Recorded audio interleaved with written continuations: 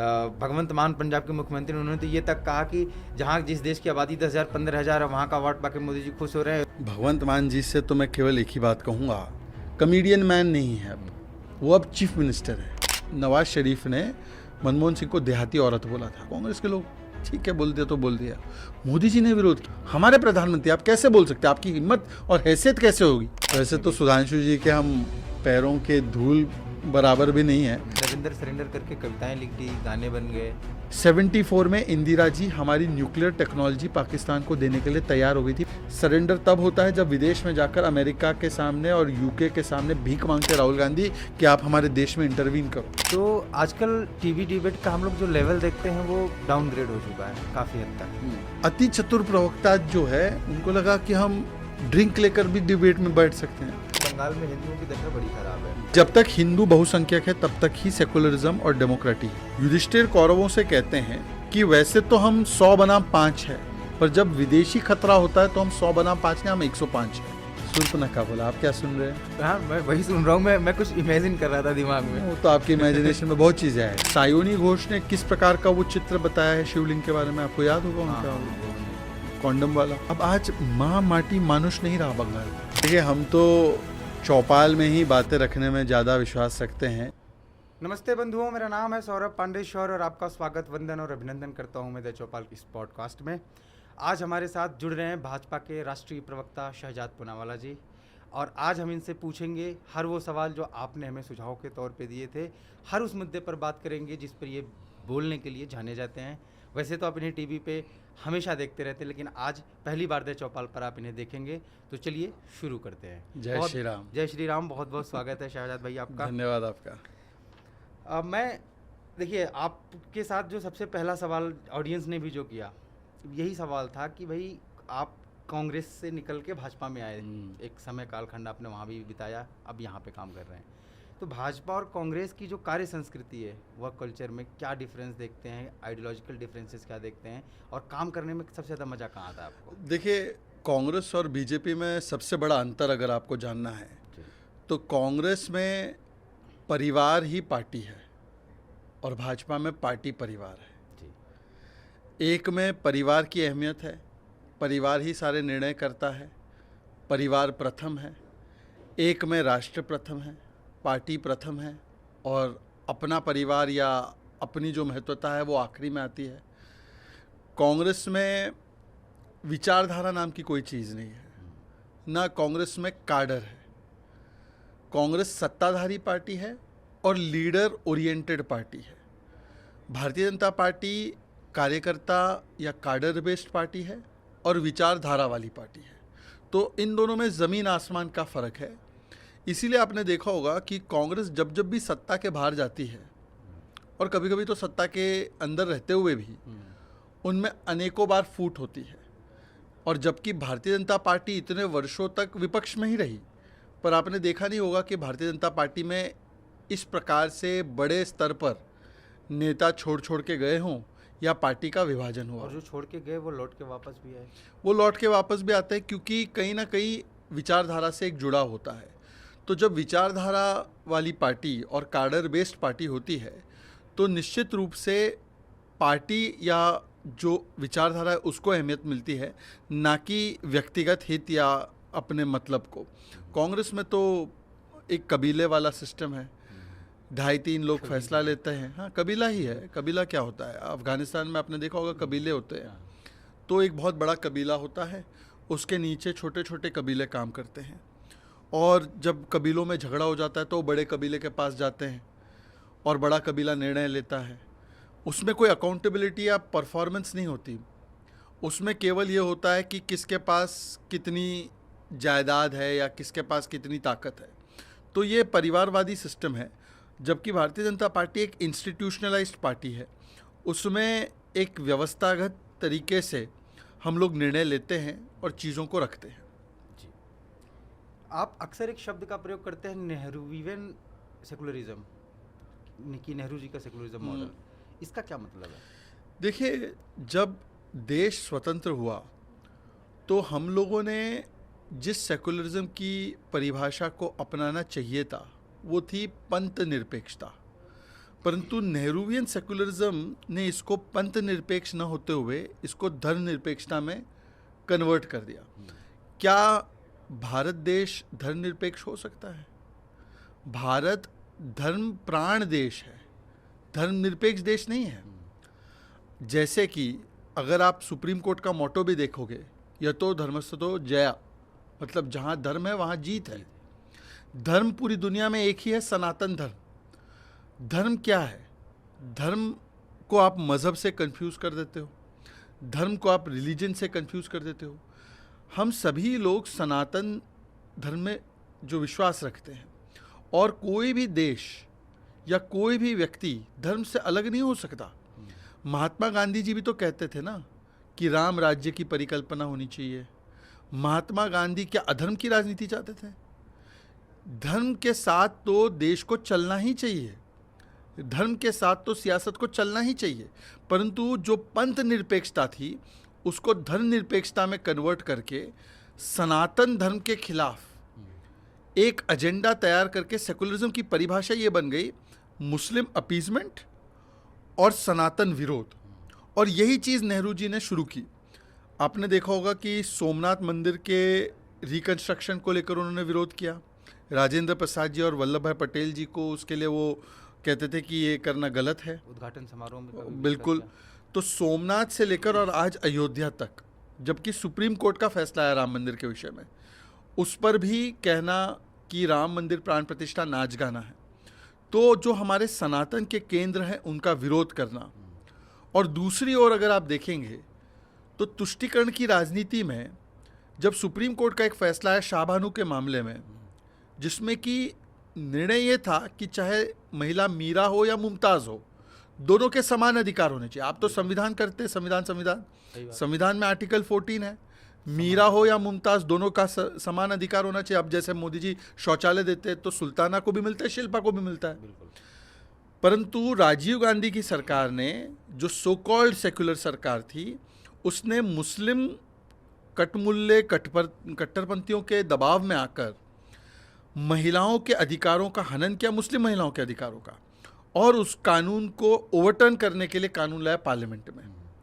तो मुस्लिम तुष्टीकरण करना और हिंदुओं का विरोध करना, यही सेकुलरिज्म की परिभाषा बन गई है। उसका आज भी आप उदाहरण देखिए।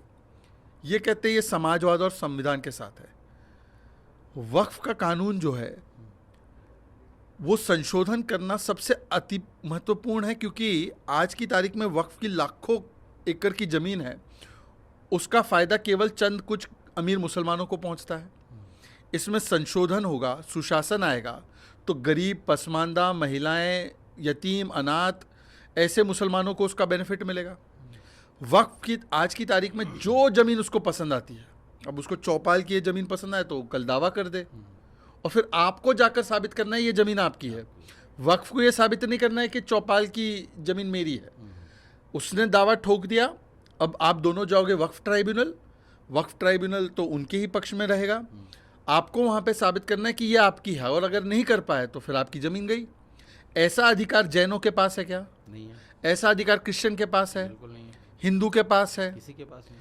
तो जो लोग समाजवाद और संविधान की बात करते हैं वो इसका विरोध क्यों कर रहे हैं? क्योंकि वो वोट बैंक नीति को संविधान नीति के ऊपर रखते हैं। तो चाहे वो तब शाहबानू का मामला हो या आज 3 तलाक का मामला हो, यूसीसी का मामला हो, वक्फ का मामला हो, आज भी वो वोट बैंक नीति पर चलते हैं। तो इसका मतलब कि जो नेहरूवियन सेकुलरिज्म है उसके बीज आज भी उनके अंदर है, और आज भी वो उसी प्रवृत्ति को दर्शाते हैं। एक और बात मैं कहता हूँ, आपने देखा होगा कि कैसे कोई हेट स्पीच बोलता है तो किस प्रकार से टूट पड़ते हैं। ये लोग बोलते हैं कि हेट स्पीच बोल दिया, किसी ने किसी को गाली दे दी, ये देखो ये आप कितने एंटी मुस्लिम हैं, सब बोलते हैं। डीएमके के नेता ने सनातन समाप्त की बात की, मलेरिया तो बोला, मलेरिया, डेंगू, एड्स भी बोला। खड़गे जी स्वयं उन्होंने बोला कि मोदी आ जाएगा तो सनातन का उदय हो जाएगा। कोई और बोलता है कि रामचरितमानस को जला दो, कोई बोलता है साधु संत टेबल के नीचे पैसा लेते हैं, कोई बोलता है कि मठाधीश माफिया है। अब इनसे बोलो सनातन समाप्ति बात की, दूसरे धर्म के बारे में ऐसा बोल के दिखाए? कभी नहीं बोले। रामचरितमानस को जलाया आपने, अब दूसरे मजहब के किताब को जलाने का प्रयास करो। तो हिंदू को दो गाली और मुसलमान की लो ताली, ये है इनकी सेकुलरिज्म की प्रणाली। यही है नेहरू। और ये नेहरूवियन सेकुलरिज्म नाम की बीमारी, और इस नेहरूवियन सेकुलरिज्म की बीमारी का इलाज करना अति आवश्यक है। इस देश में 80% हिंदू है, बहुसंख्यक हिंदू है, इसीलिए ये देश सेकुलर है। क्या ये देश तब सेकुलर हुआ जब सेकुलरिज्म और सोशलिज्म संविधान में डाला गया? नहीं, बिल्कुल क्या ये देश इसलिए सेकुलर हुआ क्योंकि हमने 1950 में संविधान अडॉप्ट किया? ये देश हज़ारों वर्षों से सेकुलर रहा है। ये देश हज़ारों वर्षों से इसलिए सेकुलर रहा है क्योंकि इस देश का मूल स्वभाव, सनातन धर्म का स्वभाव, हिंदुओं का स्वभाव सेकुलर है और डेमोक्रेटिक है। हजारों वर्ष से हम लोकतंत्र को जीते आए हैं। जब मुसलमान आए यहाँ पर, पारसी आए यहाँ पर, क्रिश्चियन आए यहाँ पर, यहूदी आए यहाँ पर, उनके साथ कोई अन्याय नहीं किया गया क्योंकि यहाँ पर बहुसंख्यक हिंदू था। अब आप देख लीजिए कि जहाँ पर बहुसंख्यक हिंदू नहीं है अगल बगल में, पाकिस्तान में सेकुलरिज्म है, डेमोक्रेसी, बिल्कुल नहीं, अफगानिस्तान में है, नहीं है, चीन में है, नहीं है। ईरान में है, इराक में है, कहीं पर भी नहीं है। ले देखिए, एक बांग्लादेश में था, वहाँ भी नहीं है। वहाँ पर भी नहीं है। मतलब वहाँ पे भी किस प्रकार का डेमोक्रेसी और सेकुलरिज्म था हम सब जानते हैं। बिल्कुल। तो मेरा कहने का तात्पर्य केवल इतना है कि जब तक इस देश में हिंदू बहुसंख्यक है, जब तक इस देश में हिंदू एक है, तब तक ही इस देश में लोकतंत्र और सेकुलरिज्म है। और इस लोकतंत्र और सेकुलरिज्म को सबसे बड़ा खतरा इस फर्जी सेकुलरिज्म से है जो सनातन को गाली देने का और हिंदुओं को विभाजित करने का, भारत को विभाजित करने का स्वप्न देखती है। और दूसरी ओर वोट बैंक पॉलिटिक्स के नाम पर जो सबसे कट्टरपंथी तत्व है उनको बढ़ावा देती है। जी, आप वैसे तो मोदी जी की सभी नीतियों की समीक्षा भी करते दिखते हैं, उनकी तारीफें भी करते दिखते हैं टीवी चैनल्स में, और वैसे भी पार्टी की तरफ से भी जब अपनी बात आप रखते हैं। लेकिन अगर मैं आपसे पूछूं कि मोदी सरकार की सबसे बेहतरीन स्कीम या सबसे बेहतरीन काम आपको क्या लगता है, एक अगर सिर्फ एक काम पूछूं तो आप? देखिए, एक काम बताना तो मुश्किल है, पर एक नाम बता देता हूं। मुश्किल है, इसीलिए तो मैंने एक पूछा। नहीं, मैं इसको इस प्रकार से बताऊंगा जी, कि मोदी का राम लला वाला काम बहुत अच्छा है। अब आप बोलोगे राम लला वाला काम क्या होता है? राम लला वाला काम ये होता है, आर से राष्ट्रीय सुरक्षा, ए से अर्थव्यवस्था, एम से महिलाओं का उत्थान, एल से लाभार्थी, एल से लीडरशिप देना और ए से आत्मनिर्भरता। ये तो आपने पूरा एक नई टर्मिनोलॉजी बना दी आपने तो। चलिए, आपको ये पसंद नहीं तो मैं गीता बता देता हूँ। बिल्कुल। G for growth, I for infrastructure, T for technology, A for अर्थव्यवस्था। अब आप राम लला पसंद है या गीता पसंद है? मुझे तो दोनों पसंद देखिए, है। ऐसा है, एक नया नॉर्मल हमने स्थापित किया है राष्ट्रीय सुरक्षा को लेकर और सुशासन को लेकर। पहले पाकिस्तान के आतंकी आते थे, मुंबई हो, बेंगलुरु हो, पूना हो, चेन्नई हो, जयपुर हो, दिल्ली हो, हर जगह बॉम्ब ब्लास्ट होते थे। 26/11 का हमला हुआ, 170 लोग मारे गए। क्या किया हमने? मोस्ट फेवर्ड नेशन स्टेटस दिया पाकिस्तान को। पाकिस्तान को मोस्ट फेवर्ड नेशन स्टेटस दिया, मोस्ट फेवर्ड नेशन, व्यापार MFN। आज जब कोई आतंकी हमला करने की हिमाकत पाकिस्तान करता है तो surgical strike, Balakot air strike या ऑपरेशन सिंदूर करके हम MTJ, मुंह तोड़ जवाब स्टेटस देते हैं। हम घर में घुसकर मारते हैं। 22 मिनट में 22 अप्रैल का बदला हमने 22 जगहों को तबाह करके ले लिया। न्यूक्लियर पावर देश में घुसे, गोली का जवाब गोले से। अब अमन की आशा नहीं, ब्रह्मोस की भाषा होती है। और एक्ट ऑफ टेरर को एक्ट ऑफ वॉर की तरह हम देखते हैं। और केवल सैन्य बंदी नहीं, कूटनीतिक रूप से भी हमने बंदी की इनकी, और जलबंदी भी पहली बार हुई IWT को सस्पेंड करके। अब बूंद बूंद के लिए तरसेगा पाकिस्तान। पानी और खून एक साथ नहीं बह सकते। तो ये जो नया नॉर्मल हमने स्थापित किया है, ये राष्ट्रीय सुरक्षा की दृष्टि से, पर उसी समय पर हमने सुशासन में भी नए नॉर्मल को स्थापित किया है। जैसे हमारा 10 या 11वें स्थान पे एक हमारी अर्थव्यवस्था रहती थी अर्थशास्त्री के समय पर। आज हम लोग पिछले 10 वर्षों में अर्थव्यवस्था को दुगनी करते हुए 5वें, 4थे स्थान पे आ चुके हैं और बहुत तेज़ी से 3रे स्थान की ओर बढ़ चुके हैं। हम सबसे तेज़ी से बढ़ने वाली तीसरी अर्थव्यवस्था बन चुके हैं। उस समय पर 10 से 12% इन्फ्लेशन रेट रहा करता था। आज हमारा एवरेज इन्फ्लेशन रेट, जबकि 2 वैश्विक चुनौतियाँ थी, कोविड की भी चुनौती थी, यूक्रेन रशिया की भी चुनौती थी, उसमें भी हम लोगों का एवरेज इन्फ्लेशन रेट 3.5 to 5% के बीच में रहा, जो कि एक एक्सेप्टेबल इन्फ्लेशन रेट माना जाता है। हमने जिस प्रकार से टेक्नोलॉजी को अपनाया है, टेक्नोलॉजी केवल हमने हाई लेवल पे किसी लग्जरी के रूप में नहीं, बल्कि आम जनमानस को भी उस टेक्नोलॉजी का फ़ायदा हो। उदाहरण देता हूँ, 2014 से पहले 1 GB डेटा का लगभग 300 रुपये का था। एवरेज कंजम्पशन अगर आप देखोगे किसी परिवार का, 5 सदस्य अगर मानो, 4-5 सदस्य मानो, और एक सदस्य कम से कम मतलब कुल मिला के उनका 150 GB यूज़ होता है एक परिवार का, तो आप उसका हिसाब लगा दो कि कितना होता, 45,000 रुपये। आज वही 150 GB 10 रुपये के रेट पे मिल रहा है प्रति GB, तो 1500 रुपये हो गया। तो एक तो इंटरनेट की स्पीड फास्ट भी हुई, और दूसरा इंटरनेट की एक्सेसिबिलिटी भी बढ़ी है। हमने पूरे देश में एक व्यापक जंजाल बिठा दिया है ब्रॉडबैंड कनेक्टिविटी का और इंटरनेट कनेक्टिविटी का। इंटरनेट के दाम सस्ते हुए, जिसकी वजह से आज हर आदमी इंटरनेट इस्तेमाल कर सकता है, एक्सेस टू इंटरनेट है उसका।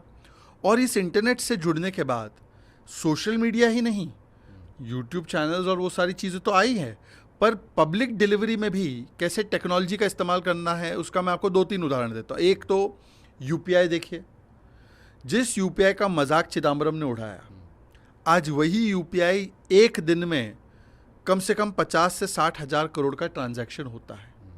और किस प्रकार से पूरी दुनिया के डिजिटल ट्रांजैक्शंस में 50% हिस्सेदारी भारत की है एकलौते। मतलब यूरोप के सारे देशों को मिला के, रशिया मिला के, यूएस मिला के, हम लोग का यूपीआई ज़्यादा होता है, डिजिटल पेमेंट ज़्यादा होता है। दूसरा, जब कोविड की महामारी आई तो 200 करोड़ से अधिक टीके के डोज, 2 आत्मनिर्भर भारत के वैक्सीन बने, और उसके डोज कोविन ऐप के माध्यम से लगे। और कोविन ऐप पे हर एक व्यक्ति ने अपना डोज बुक किया, जाकर फिर वहाँ पे फ्री डोज ले लिया, और आज भी वो सर्टिफिकेट उसी पर उपलब्ध है। हमारे कोविन प्लेटफॉर्म को फिर हमने ओपन सोर्स में डाला, जिसकी वजह से पूरी दुनिया में बहुत सारे ऐसे देश थे जो अपना खुद का डेवलप नहीं कर पा रहे थे, उन्होंने भी उसको इस्तेमाल किया। तो ये कैसे delivery of a very important public service, ये हमने टेक्नोलॉजी के माध्यम से किया। और तीसरा उदाहरण आप देखिए, राजीव गांधी जी हमारे प्रधानमंत्री रहे, तो वो बोलते थे कांग्रेस के बारे में कि मैं यहाँ से 1 रुपया भेजता हूँ तो 85 पैसा कांग्रेस पार्टी के लोग खा जाते हैं। अब उन्होंने कांग्रेस पार्टी का नाम नहीं लिया, उन्होंने बोला लुट जाते हैं या डूब जाते हैं। हाँ, वो घिस घिस के पहुँचते, पर वो उस समय ब्लॉक से लेकर पार्लियामेंट तक कांग्रेस ही थी। तो लुटेरा पंजा किसका था छीनने वाला, वो तो आप जान ही सकते हो। मोदी जी ने इस व्यवस्था को हटा के जैम त्रिशंकु क्या है, जनधन, आधार और मोबाइल पहले हम इंपोर्ट करते थे 90%, अभी हम एक्सपोर्ट करने की स्थिति में है, क्योंकि पीएलआई स्कीम से एप्पल हो या सैमसंग हो या सबके बड़े मैन्युफैक्चरिंग यूनिट यहाँ पे बन गए। तो ये जैम ट्रिनिटी को लाकर हमने सबके हाथ में बैंक अकाउंट डाल दिया, आधार से उसको लिंक कर दिया। मोबाइल फ़ोन सस्ता है, मोबाइल फ़ोन के साथ इंटरनेट भी सस्ता है, तो अब उसको पता चलता है फ़ोन पे ही कि उसके खाते में पैसे आए नहीं आए। अब वो किसी बिचौलिए के दम पर नहीं है। मोदी जी यहाँ से 1 रुपया भेजते हैं तो 1 रुपया अम्मा के अकाउंट में जाता है, और ऐसे करते हुए 40 लाख करोड़ रुपए सामाजिक जन कल्याण के अलग अलग स्कीम्स के मोदी जी ने जब भेजे, तब वो सीधा खाते में गए, 1 रुपये का वेस्टेज नहीं हुआ। तो जन संसाधन भी बचा, भ्रष्टाचार से मुक्ति भी हुई, राइट बेनिफिशियरी को उसका पैसा तुरंत टाइम से भी मिला 1 सेकंड में, जैसे किसान सम्मान निधि हो या आवास की निधि हो, जो भी हो। और इसके साथ साथ आप देखिए कि कैसे ये टेक्नोलॉजी के माध्यम से ट्रांसपेरेंटली और एफिशिएंटली उसको उसका अधिकार मिला। यही तो सामाजिक न्याय है ना भाई साहब। इसमें सबसे ज़्यादा लाभ किसको हुआ? SC, ST, OBC, माइनॉरिटी, दबे कुचले, वंचित, शोषित समाजों को हुआ। सबका साथ सबका विकास वाला काम उससे साधा गया। तो मेरे कहने का तात्पर्य केवल इतना है कि इस प्रकार से टेक्नोलॉजी के माध्यम से भी एक नया नॉर्मल गवर्नेंस में स्थापित करना, तो मुझे लगता है ये काम है। और एक आखिरी काम मैं गिना दूं, मोदी जी ने एक सामाजिक न्याय, हम लोग जो पढ़ते हैं या ये जो लोग अक्सर बात करते हैं, सामाजिक न्याय होता क्या है? सामाजिक न्याय होता है कि लाइफ ऑफ डिग्निटी, जैसे संविधान चाहता है वैसे जीना। हमारे देश में मोदी जी के आने से पहले 30% टॉयलेट का कवरेज था। मतलब देश की महिलाएं, खास करके ग्रामीण इलाकों में, उनके घर में टॉयलेट नहीं, उनके स्कूल में टॉयलेट नहीं, तो वो स्कूल भी नहीं जा पाती थी, ड्रॉप आउट रेट हाई होता था। घर में टॉयलेट न होने के कारण उनको खेत में या कहीं जाना है तो सुबह के वक्त जाना है, रात को जाना है, उसमें सुरक्षा पे भी खतरा, सेहत पे भी खतरा। सबके घर में टॉयलेट करवा दिया, सबके घर में और स्कूल में टॉयलेट बनवा दिया। आज जब टॉयलेट 13 करोड़ बने हैं, ओपन डेफिकेशन फ्री सोसाइटी बनी है, तो वो एक टॉयलेट घर से पहुंचने से 70,000 रुपये की सेविंग हेल्थ कॉस्ट में हुई है। महिलाओं के ड्रॉप आउट रेट कम हुए हैं, मुस्लिम महिलाओं के तो 70% से गिरकर 30% ड्रॉप आउट रेट हो गया। ज़्यादा बच्चियां स्कूल जाने लगी, उनकी सेहत बेहतर होने लगी, घर में नल से जल पहुंचने लगा। पहले हमारे देश में केवल 30-40% कवरेज थी, आज 80% कवरेज हो चुकी है नल से जल की। मतलब कि जहाँ पर महिला को, क्योंकि हम पुरुष प्रधान देश अभी भी थोड़ा सा है, तो 3-4 घंटे एक बाल्टी पानी लाने के लिए बिताना पड़ता था। आज घर में पानी आ रहा है तो 3-4 घंटे वो महिला एजुकेशन पर करती है, अपने काम पे करती है, अपने आप को इकोनॉमिकली सशक्त करने के लिए करती है। तो देखिए, एक घर की स्थिति भी बदली, गरीबी की स्थिति बदली, पर महिला की भी स्थिति बदली। गरीबों के 4 करोड़ पक्के आवास बने, इसमें से 70% महिलाओं के नाम पे कर दिया। ये लखपति बन गई महिलाएं। महिलाओं को जिस प्रकार से हमने मुद्रा लोन योजना है या बाकी योजना है उससे जोड़ दिया, बेटी बचाओ बेटी पढ़ाओ चलाया, जिसकी वजह से पहली बार हमारे देश में सेक्स रेशियो जो हमेशा महिलाओं के प्रति नेगेटिव रहता था, 950, 940, आज वो 1000 पार हो गया, महिला ज़्यादा है पुरुषों से। तो यही तो सामाजिक न्याय है ना। सबसे शोषित वंचित समाज को या शोषित वंचित जो हमारे लोग हैं उनको अधिकार देना और उनको सशक्त करना। और एक चीज़ देखो आप, हर व्यक्ति जो कहता है, चाहे मिडिल क्लास का भी हो, वो सबसे ज़्यादा किस चीज़ से घबराता है कि मेरे घर में हेल्थ क्राइसिस ना आए। एक हेल्थ क्राइसिस आती है, आदमी लुट जाता है। क्योंकि इतने वर्षों में हमारी जो सरकारी हॉस्पिटल की चीज़ें थी उसको सुधारने का काम नहीं किया कांग्रेस ने। अब मोदी जी के आने के बाद हमने आयुष्मान हेल्थ कवर शुरू किया, 5 लाख का कवर 50 करोड़ लोगों को। आज उसको टर्शियरी केयर तक कैशलेस मिलता है, 5 लाख तक का कवर। मतलब मान लो कि कोई व्यक्ति है, उसके घर में कोई संकट आती है हेल्थ की, तो वो सीधा भर्ती होता है हॉस्पिटल में जो आयुष्मान एम्पैनल्ड है। प्राइवेट हॉस्पिटल भी अच्छे बड़े वाले होते हैं, और उसमें उसका सरकार खर्च उठाती है। अब इस स्कीम को हमने एक्सटेंड करते हुए 70+ की जो लोग हैं कैटेगरी के, उनके लिए तो सबके लिए लागू कर दिया, चाहे वो किसी भी क्लास से हो। मतलब आपके भी घर में आपके अगर दादाजी या नाना जी होंगे, उनको फ्री हेल्थ कवर है 5 लाख का। ये नहीं देखेंगे कि BPL है या अबव पॉवर्टी लाइन है, दे आर ऑल एंटाइटल्ड 70+। और फिर एक और चीज़ शुरू की, जन औषधि केंद्र। 20,000 लगभग अब जन औषधि केंद्र बन जाएंगे हमारे देश में। उस जन औषधि केंद्र में मान लो आप एक ड्रग खरीदते हो, एक मेडिसिन खरीदते हो, तो ब्रांड का होता है रैनबैक्सी या जो भी, वो होता है 100 रुपये की पट्टी स्ट्रिप। वही चीज़ उसके एक्टिव इंग्रेडिएंट्स से बने हुए जेनेरिक ड्रग आपको जन औषधि केंद्र में 20% की प्राइस में मिल जाएगा, मतलब 20 रुपये की स्ट्रिप मिल जाएगी। कहाँ 100 रुपये की एक आप स्ट्रिप खरीदते, पर वो पैसा आपके खर्च होते। तो यहाँ पे आपको जन औषधि केंद्र में 70-80% डिस्काउंट में वो दवाई मिलती है। इन चीज़ों से मैंने आपको जैसे बताया, देखो इंटरनेट के दाम 45,000 से 1,500 रुपये हो गए, शौचालय बनाया तो 70,000 रुपये की सेविंग हो गई, आपने जन औषधि केंद्र बनाया तो वहाँ पे मेडिसिन की सेविंग हो गई, आपने आयुष्मान भारत कवर दे दिया तो 1 लाख करोड़ की लोगों की सेविंग हो गई, आपने नल से जल किया तो आपका एक अपॉर्चुनिटी कॉस्ट, मतलब समय जो गवाते थे पानी भरने में वो बचा, तो आप उसको काम में लगा सकते हो। इन चीज़ों को आप कैलकुलेट करोगे ना जब, तो आपको समझ में आएगा कि कितनी सशक्तिकरण आर्थिक रूप से भी सामाजिक रूप से भी भारत में इसे हुई। वही माना जाए जो मोदी जी ने कहा था 15 लाख हर किसी के खाते में। इसी प्रकार से इसको आप कैलकुलेट करो, और इसमें देखो आप तो, और इसमें जोड़ोगे ना कि भाई मेरे देश में पहले 90,000 किलोमीटर हाईवे था, आज 1.5 लाख किलोमीटर हाईवे हो चुका है। हाईवे बना है मेरे 2 शहरों के बीच में है, तो मेरा जो 6 घंटे लगते थे आज 2 घंटे लगते, तो 4 घंटे में क्या करूँगा? इकोनॉमिक बेनिफिट होगा कि नहीं होगा? मुझे बिल्कुल होगा। मेरा गुड्स टाइम से पहुँचेगा, और वो भी वो होगा कि कुछ खाने पीने की चीज़ होगी जो पेरिश हो सकती है, अब वो टाइमली पहुँचेगी, तो मेरा नुकसान बचेगा नहीं बचेगा? उसका कॉस्ट आप जोड़ोगे नहीं जोड़ोगे? फिर आपका 70 एयरपोर्ट था, आज 144 एयरपोर्ट बन गए, कनेक्टिविटी बढ़ी, वो बेहतर हुआ है कि नहीं हुआ है? आपका रेलवे इलेक्ट्रिफिकेशन हो गया, आपका रेलवे का जो बजट 20,000 30,000 करोड़ था, आज आपने 2 लाख करोड़ किया, और पूरे देश में आप नए अमृत भारत रेलवे स्टेशन बना रहे हो, जिसकी क्वालिटी हम लोग एयरपोर्ट की तरह कर रहे हैं। इसमें सुविधा होती है यात्रियों के जाने की, उसको जोड़ोगे नहीं जोड़ोगे? इन चीज़ों को यदि अगर ईमानदारी से जोड़ा जाए तो मैं आपको अश्योरेंस दे सकता हूँ कि पिछले 10 वर्षों में, और वैसे तो भारत के प्रति व्यक्ति आय भी दुगनी हुई है पिछले 10 वर्षों में, इन सारी चीज़ों को जोड़ने के बाद जो बेनिफिट है ना वो बहुत ज़्यादा है। पर मैं बताऊँ कांग्रेस क्यों बोलती है? कांग्रेस हमेशा जब सत्ता में आती थी ना तो उनका बैंक अकाउंट डबल हो जाता था, उनका बैंक बैलेंस डबल हो जाता था। उनका बैंक बैलेंस डबल नहीं हो रहा है ना, तो उसके लिए उनको लग रहा है कि लोगों को कुछ फायदा नहीं मिल रहा है। देश के व्यक्तियों में तो वो भी आते हैं ना। हाँ, नहीं, देश के व्यक्ति में तो आते हैं वो, पर देखिए देश के जो असली बेनिफिशियरी और हकदार है वो जनता है, वो जनपद नहीं है। जनपद और जनता में बहुत अंतर है। जनपद जो है उसका बैंक बैलेंस नहीं बढ़ रहा है तो उसको लग रहा है कि सब लोग का बैंक बैलेंस खत्म हो गया है। जनपद को लगता है कि उसकी बेरोजगारी राजनीतिक रूप से हो गई तो उसको लगता है देश में सब बेरोजगार हो गए। जनपद चुनाव हारता है तो उसको लगता है चुनाव आयोग बेकार हो गया। जनपद के परिवार तंत्र पे खतरा हो जाता है तो उसको लगता है संविधान पे खतरा है।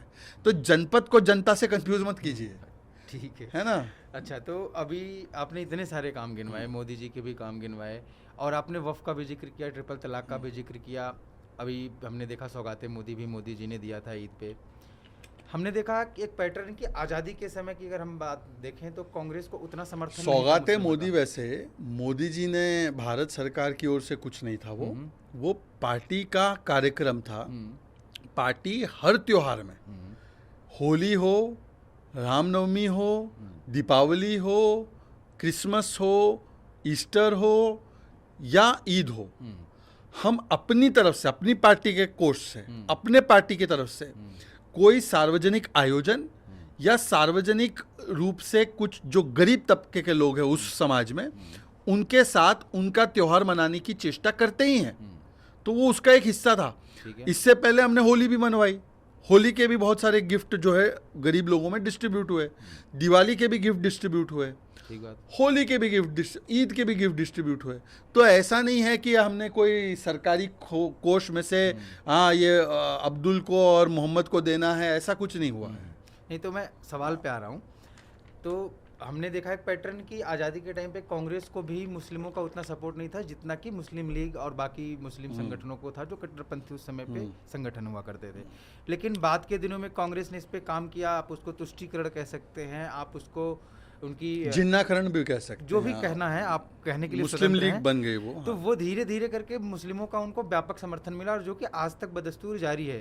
हम कई सारे चुनावों का अगर हम विश्लेषण करें तो हमें मिलता है। भाजपा के लगातार प्रयासों के बाद भी, चाहे वो वक्फ बोर्ड अमेंडमेंट हो, चाहे वो ट्रिपल तलाक हटाना हो, चाहे वो यूसीसी की बात कर लीजिए, जहाँ भी कोशिश की है भाजपा ने कि मोदी सरकार ने कि मुस्लिमों के जीवन स्तर में सुधार है। मोदी जी का मुझे वो स्टेटमेंट भी याद आता है जब उन्होंने कहा था कि एक हाथ में कुरान और एक हाथ में कंप्यूटर होना चाहिए। इसके बावजूद भी विश्वास जीतने में कामयाबी नहीं मिल पा रही है, क्या वजह देखते हैं आप? सबसे पहले तो ये बात आपने सही कही कि मुसलमानों ने आंख बंद करके, आंख मूंद के कांग्रेस को अपना नया हमनवा मान के सब कुछ दे दिया। सामने कांग्रेस ने उनको क्या दिया? गुर्बत, गरीबी, घेटो और दंगे। और वक्फ भी तो दिया। वक्फ दिया, पर वो वक्फ 100% मुसलमानों के काम नहीं आया, 10% अशरफी मुसलमानों के काम आया, सैयदों के काम आया। पसमानदा तो आज भी गरीबी में है। पसमानदा का क्या बेनिफिट हो? आप मुझे बताओ, वक्फ के ज़मीन पर 10 मुस्लिम हॉस्पिटल बता दो जो मुसलमानों की ट्रीटमेंट फ्री करवाते हो।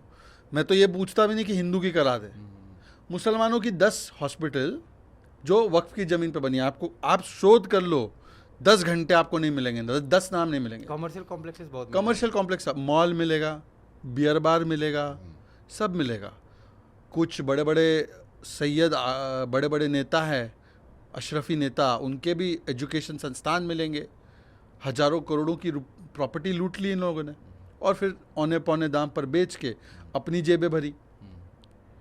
आज भी मुस्लिम कम्युनिटी जिस प्रकार की गरीबी और गुर्बत में रही, और उनको हाशिमपुरा, भागलपुर, मीरठ, मलियाना, नेल्ली, अहमदाबाद, जलगांव, इस प्रकार के दंगे मिला कुछ नहीं। अब कांग्रेस को इतने वोट देने के बाद मुस्लिम समाज में भी एक चर्निंग शुरू हुई कि कब तक हम केवल आइडेंटिटी पॉलिटिक्स के नाम पर, कब तक केवल हमारी शनाख्त के नाम पर, और कब तक केवल बीजेपी आरएसएस का डर दिखाकर। और बीजेपी आरएसएस का क्या डर है? वो हिंदुओं का डर दिखा रहे हैं कि हिंदू आपका खिलाफ है, हिंदू ऐसा है, हिंदू ऐसा है। ये जहर बोकर कब तक हम जीते रहेंगे? नहीं हो सकता। और आज इसीलिए मैं कह सकता हूँ कि मुस्लिम भी समाज के जो लोग हैं वो धीरे धीरे करके रियलिटी को देखना उन्होंने प्रारंभ किया है। हाँ, ये बात सही है कि उनको कई जगहों पे ऑल्टरनेटिव मिलते हैं तो वो ऑल्टरनेटिव की तरफ भी जाते हैं। पर हम लोग काम जब करते हैं मोदी जी, तो मोदी जी वोट के लिए काम नहीं करते। मोदी जी जो विचार लेकर हम लोग चलते हैं उसके लिए काम करते हैं।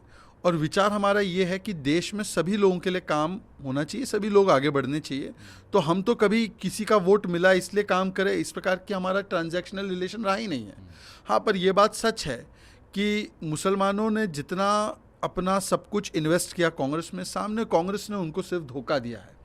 कांग्रेस से एक बात पूछिए आप, गुजरात में बीजेपी की सरकार 95 से लेकर अब तक, और बंगाल में बीजेपी की कभी सरकार नहीं बनी। लेफ्ट की सरकार, उससे पहले कांग्रेस की सरकार, अभी तृणमूल की सरकार। मुसलमानों की स्थिति कहाँ बेहतर है? हर पैरामीटर पर आप देखिए। बेहतर अगर नहीं है तो फिर मुर्शिदाबाद में हिंदू कैसे मारे जा रहे हैं? नहीं, मैं आपको बता रहा हूँ, वहाँ पर मुर्शिदाबाद में हिंदू इसलिए मारे जा रहे हैं क्योंकि वो तो राज्य प्रायोजित, टीएमसी प्रायोजित एक स्टेट स्पॉन्सर्ड हिंदू विरोधी वायलेंस करवाया जा रहा है।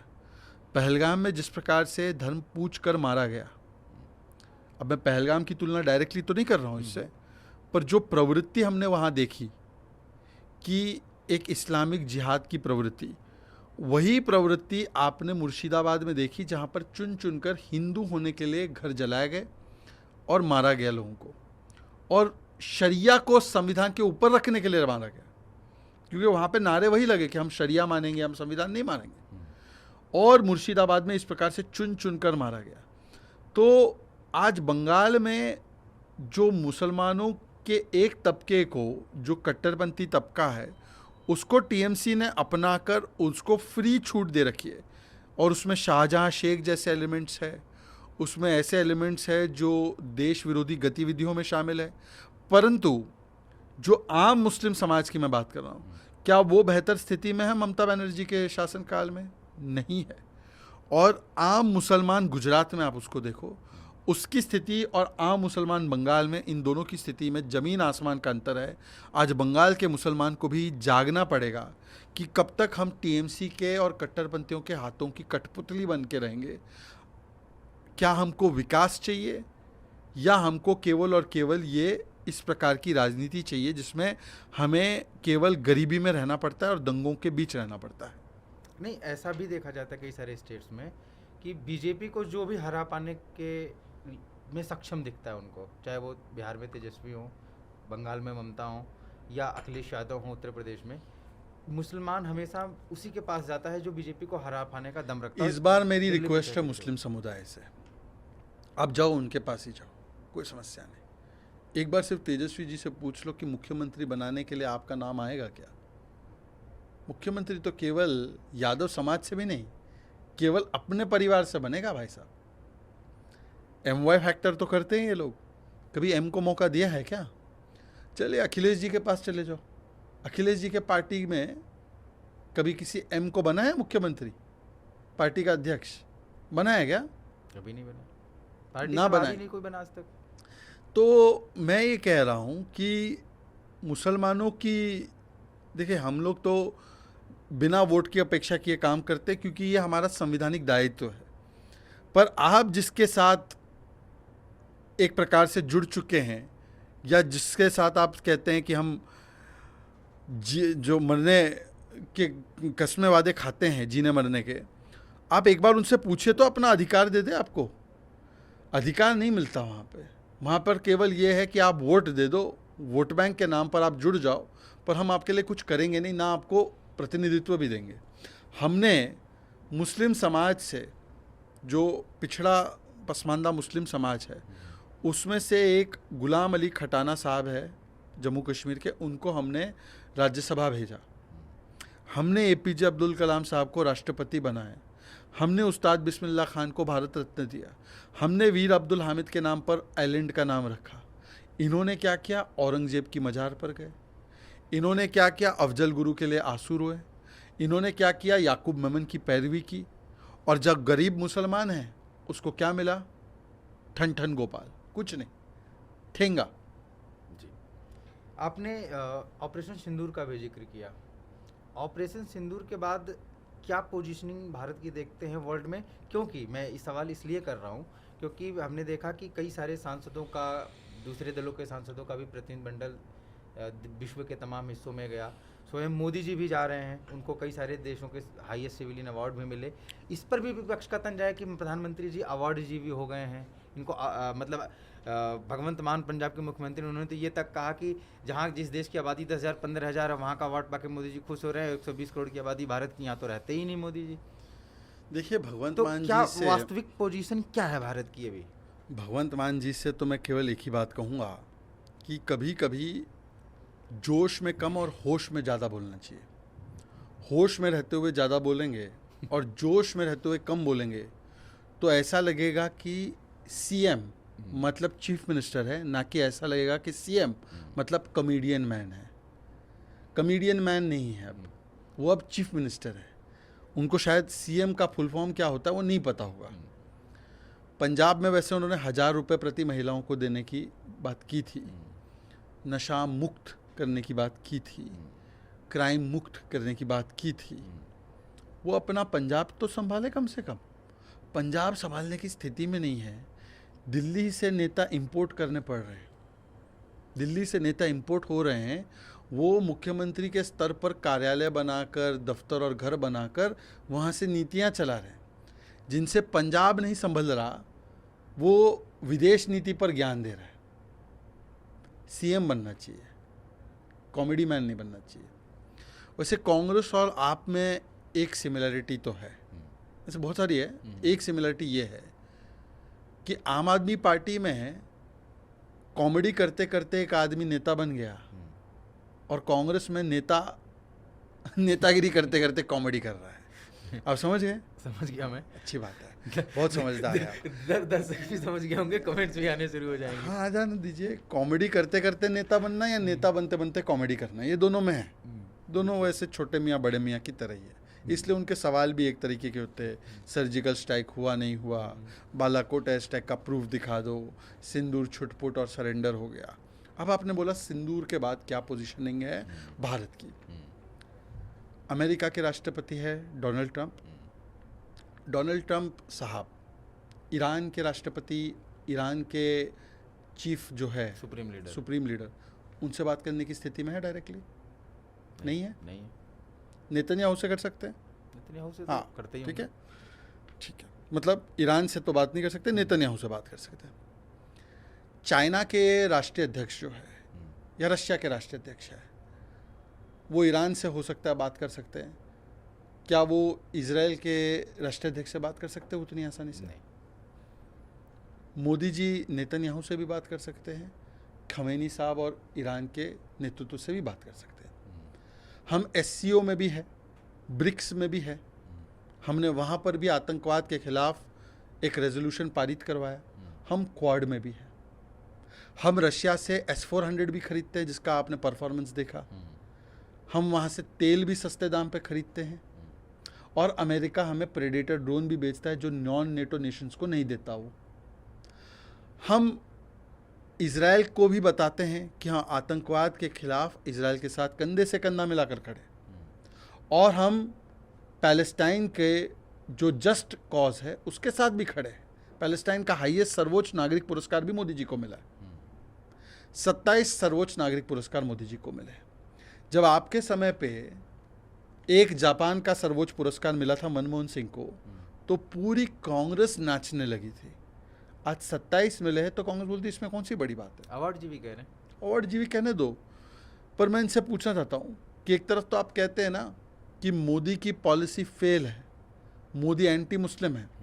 ये 27 जो अवार्ड मिले हैं उसमें से 7 बड़े मुसलमान देशों ने दिए। सऊदी ने दिया, जो मुसलमानों का सबसे इम्पोर्टेंट है। यूएई ने भी दिया। यूएई ने दिया, बहरीन ने दिया, मालदीव्स ने दिया, इजिप्ट ने दिया। अब मैं इनसे पूछना चाहता हूँ कि ये मुस्लिम विरोधी है मोदी, तो ये बड़े बड़े देश क्या मजबूरी है देने की, क्यों दे दिया? और सवाल ये बनता है कि जो लोग अपने लिए नोबेल प्राइज़ की पैरवी कर रहे हैं, अब अरविंद केजरीवाल का बयान है कि दुनिया ने मुझे नोबेल प्राइज़ देना चाहिए मेरे कामों के लिए। मतलब काम तो ऐसे किए ही है उन्होंने। दो ही लोग हैं, एक तो ट्रम्प के लिए आसिम मुनीर कह रहे हैं। अब चलिए, ट्रम्प के लिए आसिम मुनीर कह रहे हैं, अब केजरीवाल इनके यहाँ पे कोई उनका आसिम मुनीर नहीं है, तो ये खुद अपने मुंह से बोल रहे हैं। हाँ, तो पाठशाला बोलकर मधुशाला बनाने वाले, अन्ना की उंगली पकड़कर लालू की गोद में बैठने वाले, भ्रष्टाचार मुक्त कर देंगे कहने वाले, तिहाड़ से सरकार चलाने वाले, अब अपने लिए नोबेल की मांग कर रहे हैं। और यहाँ पर 8 दिनों में 4 सर्वोच्च पुरस्कार मिले हैं, तो उन देशों का मजाक उड़ाने का काम किया जा रहा है। ये वैसे उनकी पुरानी प्रवृत्ति रही है। सिंगापुर के बारे में भी एक बार उन्होंने कह दिया था। तो कल मेरी एक डिबेट थी इसी विषय पे। इनके एक प्रवक्ता आए थे, ऋतुराज। तो मैंने ऋतुराज, वो बड़ी बड़ी बातें कर रहे थे, फलाना ढिमकाना। उन्होंने बोला कि मोदी जी अज़रबैजान चले गए। मोदी जी अज़रबैजान नहीं गए। अब ऐसे मूर्खों को अज़रबैजान और आर्मीनिया का अंतर नहीं पता। लाइव टीवी पे आज तक पे बोला। इनको ये नहीं पता कि हमने अज़रबैजान का जो सबसे बड़ा दुश्मन है आर्मीनिया, उसका सबसे बड़ा डिफेंस एक्सपोर्टर भारत बना है। हम आर्मीनिया के बहुत साथ खड़े हो चुके हैं, साइप्रस के साथ है, जिससे कि हम टर्की को और अज़रबैजान को काउंटर करते हैं।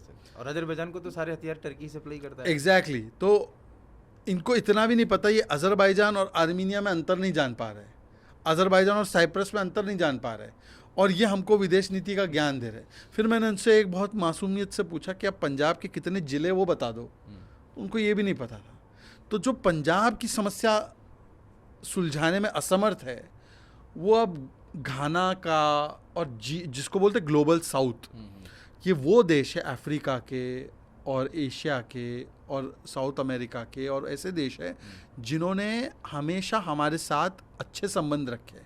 और भारत भी इन देशों के साथ उनका एक बड़ा भाई होने के नाते उनके विषयों के बारे में प्रवक्ता बन के दुनिया में बात रखता है। अभी आपने देखो G20 हुआ, तो अब G20 नहीं रहा, G21 क्यों हुआ? क्योंकि हमने अफ्रीकन यूनियन को उसमें जोड़ दिया, और G20 में हमने ग्लोबल साउथ की प्रमुखता से आवाज़ उठाई, चाहे वो इकोनॉमिक कंसर्न्स हो, बाकी कंसर्न्स हो।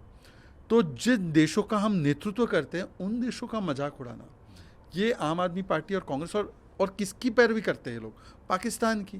भाई, सर्जिकल स्ट्राइक पे सवाल उठाने के बाद केजरीवाल पाकिस्तान के अखबार में छपे थे। यही चीज़ कांग्रेस ने भी किया।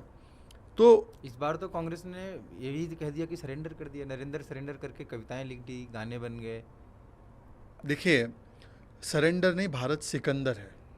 तो सर्वोच्च नागरिक पुरस्कार देकर भारत का सिकंदर और धुरंधर होना, ये तो स्पष्ट हो गया ना। पर किसके परिवार के कैलेंडर में सरेंडर है? सरेंडर वो होता है जब 1948 में आप कश्मीर को इंटरनेशनल प्लेटफॉर्म पे ले जाते हैं, जबकि सरदार पटेल बोलते हैं मत कर नेहरू, ये मत करो, पर आप चले जाते हो प्लेबिसाइट की बात रखने। ये सरेंडर है।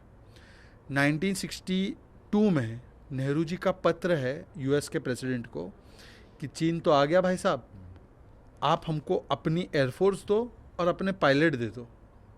इसको सरेंडर बोलते हैं। सरेंडर उसको बोलते हैं कि हजारों स्क्वायर किलोमीटर ज़मीन अक्साई चीन की दे दी। नेहरू जी पार्लियामेंट में खड़े होकर बोलते हैं उधर तो एक टुकड़ी घास की नहीं उगरी, दे दो, बंजर भूमि है। बंजर भूमि है। फिर किसी ने बोला कि आपके सिर पे भी बाल नहीं है, तो दे दे क्या नेहरू जी? ये हुआ है। मैं कोई गलत बात नहीं। 71 में बहुत लड़ी इंदिरा, मर्दानी शेरनी इंदिरा। सैम मैनेक्शॉ ने हमें फतेह दिलवाई, आर्मी ने फतेह दिलवाई। 93,000 सोल्जर्स हमने लौटा दिए, 15,000 स्क्वायर किलोमीटर लौटा दिए। For no reason. और सामने 54 सोल्जर्स हमारे वापस लेने थे, नहीं लिया। बाबू जगजीवन राम बोलते रह गए कि भाई पीओके ले लेते हैं, करतारपुर साहब ले लेते हैं, जिसका कॉरिडोर मोदी जी ने बनाया, वो नहीं लिया। इसको बोलते हैं सरेंडर, कि हमने पाकिस्तान के 2 टुकड़े हमारी सेना ने किए पर आपने डिस्कशन टेबल पर सरेंडर कर दिया शिमला समझौते में। 74 में इंदिरा जी हमारी न्यूक्लियर टेक्नोलॉजी पाकिस्तान को देने के लिए तैयार हो गई थी, पार्लियामेंट में चर्चा है उसकी, आपको पता है ये बात।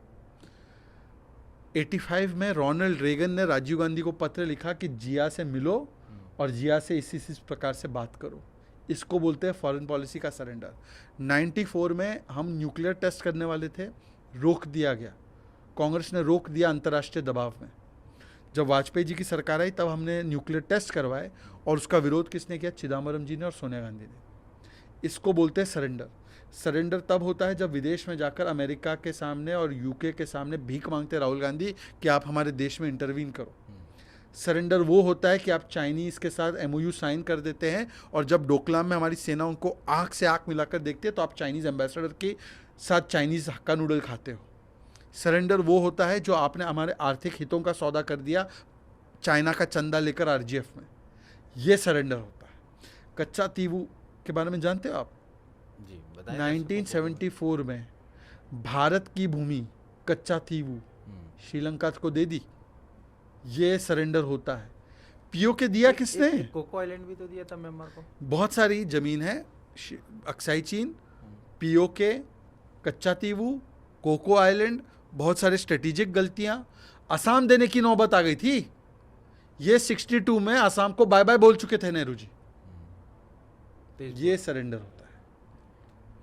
तो जिनके परिवार के चरित्र में ही सरेंडर है वो दूसरों को सरेंडर के बारे में ना बताए। वो राइमिंग बिठा रहे हैं। नहीं, राइमिंग तो बिठाएं। तो वैसे तो राइमिंग बहुत सारी चीज़ें हो सकती हैं, तो इसीलिए मुझे लगता है कि राइमिंग पे नहीं, कम से कम टाइमिंग की बात करें। टाइमिंग तो ये हो गई है कि अब तो इनके सरेंडर नैरेटिव को उनके खुद के लोग नहीं मानते। थरूर जी को मनवाओ, थरूर जी ने भी इसको कंडेम किया और भी कई सारे सलमान खुर्शीद नहीं मानते, मनीष तिवारी नहीं मानते। सलमान खुर्शीद ने तो यहाँ तक कह दिया कि इतना मुश्किल थोड़ा है देशभक्त होना। नहीं, पर वो उन्होंने सोच समझ के वो बात बोली। जिनके लिए मुश्किल है तो उनके लिए तो है ही मुश्किल, क्योंकि वो देशभक्त तो है पर वो इस देश के भक्त नहीं है। इस देश के वक्त नहीं, वो देशभक्त तो है पर उनकी जो वफादारी है वो किसी और देश।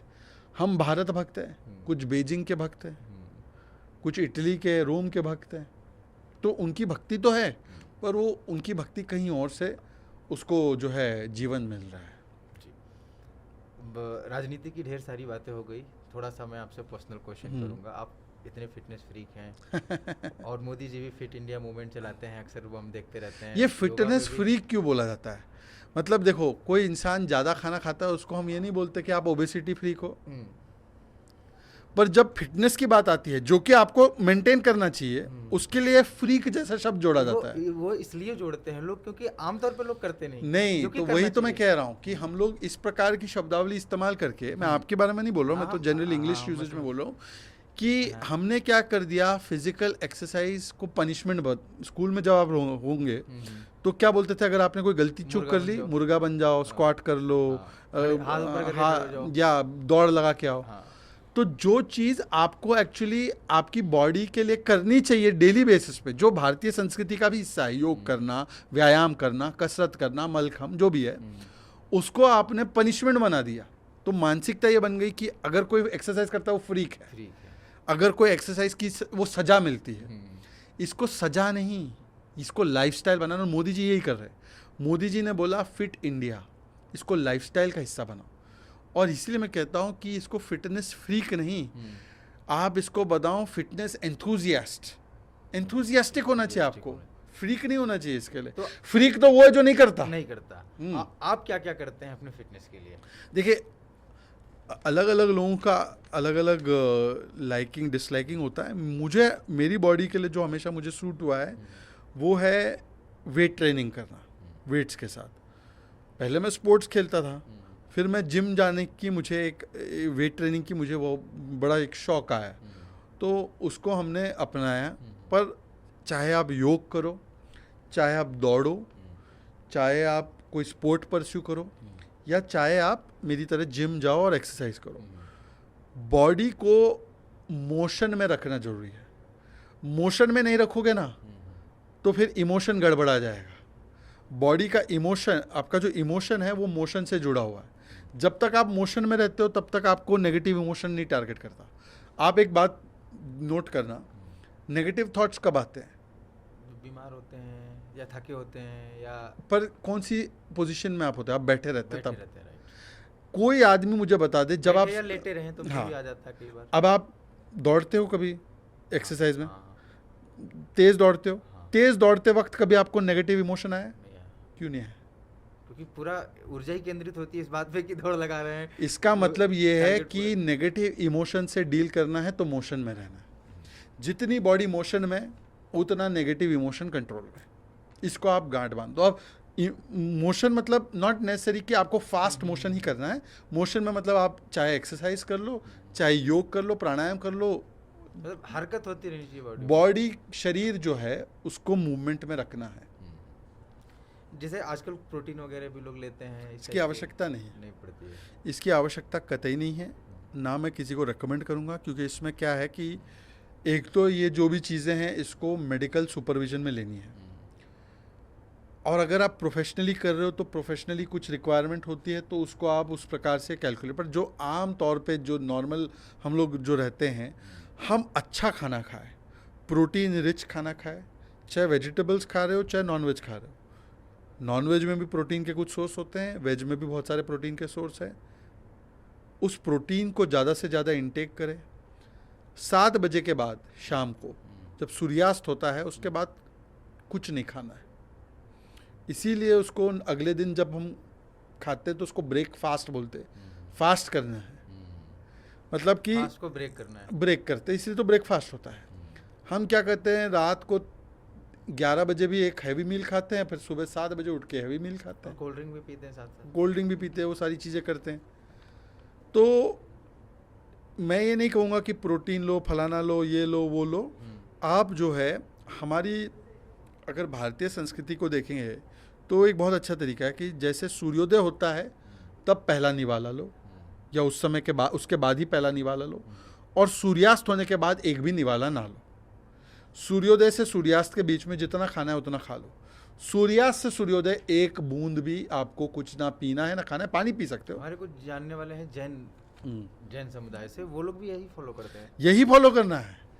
जितना आप सिंपल रखोगे अपने लाइफस्टाइल को, और जितना आप ये खाना, एक तो खाना जो है ना, ये मैं तो जैसे अब जो अपनाता हूँ, पता नहीं बाकी लोग अपना पाए कि नहीं, मैं एक ही दिन में एक ही बार खाना खाता हूँ, एक बार ही खाना खाता हूँ। इसका मुझे बहुत फ़ायदा हुआ है, और मुझे लगता है कि जितना आप अपने खाने पीने पे कंट्रोल रखते हैं, जितना आप अपनी इन इच्छाओं पे कंट्रोल रखते हैं, उतना आपका जीवन जो है वो और भी ज़्यादा आप केंद्रित रहते हैं अपने काम के प्रति भी और अपने इमोशंस के और मोशंस के प्रति भी। तो इन चीज़ों से अब कोई आदमी एक बार में नहीं हो सकता। अब आदत पड़ चुकी लोगों को 4-4, 5-5 बार खाना, 3 बार खाना, वो नहीं खा कर पाएंगे। तो कम से कम सूर्यास्त और सूर्योदय के बीच में कुछ ना खाएं। हाँ, रोटी, ये चावल, scientific भी है। ये सब, हाँ, ये साइंटिफिक भी है, क्योंकि जैसे दिन सूर्य ढलता है तब आपकी बॉडी में कुछ हार्मोन सिक्रीट होते हैं जिससे कि आपकी बॉडी की रिपेयर होती है, मेलेटोनिन।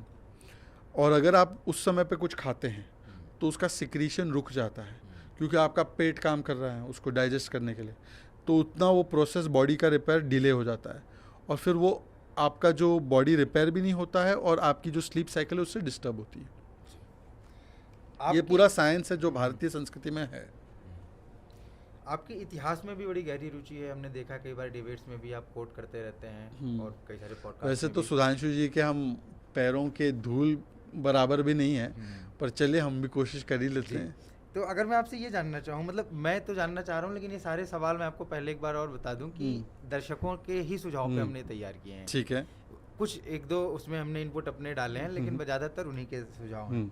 इतिहास का वो कौन सा ऐसा किरदार है जिसे आप वापस लाना चाहेंगे और क्यों? सरदार पटेल। सरदार पटेल, क्योंकि एक भारत श्रेष्ठ भारत, ये जो विचार सरदार पटेल ने दिए थे, 500 से अधिक हमारे प्रिंसली स्टेट्स को एक सूत्र में बांधकर उन्होंने एक देश के रूप में उसको तैयार किया। भारत हमेशा से 5000 वर्षों से एक देश है, पर संवैधानिक दृष्टिकोण से अगर आप देखेंगे तो जब से हम स्वतंत्रता पाए उसके बाद ये एक सूत्र में उसको बांधने का काम उन्होंने किया। और आज जब कुछ नेता जो कहते हैं वो उन्हीं की पार्टी से कहते हैं India is not a nation, वो कहते हैं इंडिया राज्यों का समूह है, वो टुकड़े टुकड़े करने के लिए कभी जाति का, कभी धर्म का, धर्म तो नहीं मज़हब का, आजकल भाषा भी चल रही है और भाषा के नाम पर बांटने की कोशिश करते हैं। तो मुझे लगता है सरदार पटेल अगर आ जाते हैं तो सरदार पटेल इन लोगों को ऐसा जवाब देते हैं।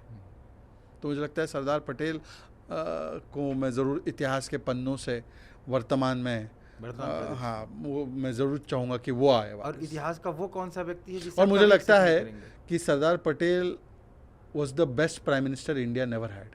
अच्छा, वो सबसे अच्छे प्रधानमंत्री थे जो भारत को कभी नहीं मिला। कभी नहीं मिले। तो मुझे लगता है कि वो आएंगे तो वो एक किरदार है जिनको आना चाहिए देश में। और इतिहास का ऐसा कौन सा व्यक्ति है जिसे आप कभी एक्सेप्ट नहीं कर सकते? जिन्ना। जिन्ना को, जिन्ना से घृणित कोई व्यक्ति नहीं लगता आपको इतिहास में? जिन्ना मुझे उस समय का अल बगदादी लगता है, जिन्ना मुझे उस समय का अलकायदा लगता है, जिन्ना मुझे उस समय का इस्लामिक जिहादी लगता है। और मुझे लगता है कि ऐसे तत्वों ने ही हमारे भारत के टुकड़े किए, और आज भी कुछ लोग जिन्ना की तरह पेश आने की कोशिश करते हैं, इसीलिए वो जिन्ना की भाषा ही बोलते हैं। मुस्लिम फर्स्ट, SC ST OBC समाज का अधिकार छीनकर मुसलमानों को दे दो, इस प्रकार की बातें आज भी वो कर रहे हैं। शरिया को लागू करना है, संविधान को पीछे कर देना है। तो ये जिन्ना मानसिकता, जिन्नावादी मानसिकता, ये देश के लिए, दुनिया के लिए बहुत बड़ा खतरा है। तो मैं नहीं चाहूँगा कि कभी भी दुनिया में कोई जिन्ना रहे, और जिन्नावादी राजनीति जो करते हैं उनकी भी राजनीति को ताला लगना चाहिए, जैसे महात्मा गांधी जी चाहते थे। वैसा हो नहीं पाया। लेकिन अब देखिए, वो नाम में गांधी तो रख दिया, विचारों में गांधी नहीं है। महात्मा गांधी राम राज्य की बात करते थे, ये राम जी के अस्तित्व को नकारते हैं। महात्मा गांधी गौरक्षा की बात करते थे, गौरक्षा को गालियां देते हैं। महात्मा गांधी परिवारवाद के खिलाफ थे, परिवारवाद को बढ़ाते हैं।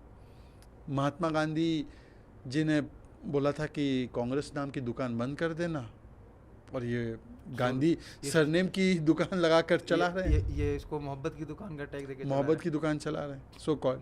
जी, आप टीवी डिबेट्स में जाते रहते हैं हमेशा, अभी टीवी डिबेट का आपने एक जिक्र भी किया। तो आजकल टीवी डिबेट का हम लोग जो लेवल देखते हैं वो डाउनग्रेड हो चुका है काफ़ी हद तक। किसे जिम्मेदार मानते हैं इसके लिए आप? देखिए, मुझे लगता है कि टीवी डिबेट्स में हम पक्ष विपक्ष के बीच में तर्कपूर्ण डिबेट करने के बदले एक दूसरे को दुश्मन समझने की प्रवृत्ति शुरू हो व्यक्तिगत टिप्पणियां ज़्यादा होने लगी हैं। व्यक्तिगत टिप्पणी, और एक दूसरे को केवल विरोधी समझने के बदले एक दूसरे का दुश्मन मानने लगे।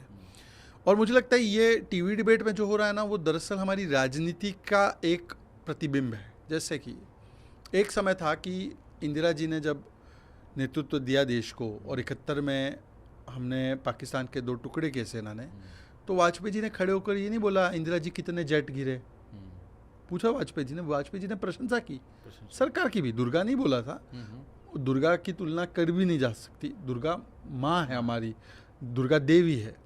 इंदिरा जी कोई देवी नहीं थी, इमरजेंसी लगाने वाली थी। तो एनीवे फिर भी वाजपेयी जी ने प्रशंसा की। वाजपेयी जी वो नेता थे जिन्होंने नेता प्रतिपक्ष के रूप में, नरसिम्हा राव जी ने रिक्वेस्ट की तो भारत का पक्ष रखने गए। कोई भाजपा का नेता खड़ा होकर ये नहीं कहा कि ये सांसदों का डेलीगेशन आतंकवादियों का डेलीगेशन, जैसे जयराम रमेश ने कहा। विदेश नीति पे कभी हमने राजनीति नहीं की। मोदी जी भी जब मुख्यमंत्री थे गुजरात के, तो एक समय पे नवाज शरीफ ने मनमोहन सिंह को देहाती औरत बोला था। तो कांग्रेस के लोगों ने तो कोई प्रतिशोध उसका विरोध नहीं किया। कांग्रेस के लोग ठीक है बोल दिया तो बोल दिया। मोदी जी ने विरोध किया, बोला कि कैसे आप 125 करोड़ लोगों के नेता को, वो हमारे प्रधानमंत्री है, हो सकता है कांग्रेस से, हमारे प्रधानमंत्री आप कैसे बोल सकते हैं? आपकी हिम्मत और हैसियत कैसे होगी कि आप बोलते? कांग्रेस का एक भी व्यक्ति नहीं बोला। और आज स्वयं मोदी जी का वो आईसिस स्टाइल से कटा हुआ चित्र दिखा रहे। मोदी जी के को छोड़ो, द्रौपदी मुर्मू जी को मुर्मा जी बोलते, खड़गे जी लैंड ग्रैबर बोल, कोविंद को कोविड बोलते, राष्ट्रपत्नी भी बोला उनको, राष्ट्रपत्नी, और ईवल मानसिक सब चीज बोल दिया। तो मेरा कहने का तात्पर्य ये है कि महाभारत में एक प्रसंग था, परस्पर विरोधे तु वयम पंचशते शतम परायस्तु विग्रह प्राप्ते वयम पंचाधिक शतम। युधिष्ठिर कौरवों से कहते हैं कि वैसे तो हम 100 बनाम 5 है, पर जब विदेशी खतरा होता है तो हम 100 बनाम 5 नहीं, हम 105 है।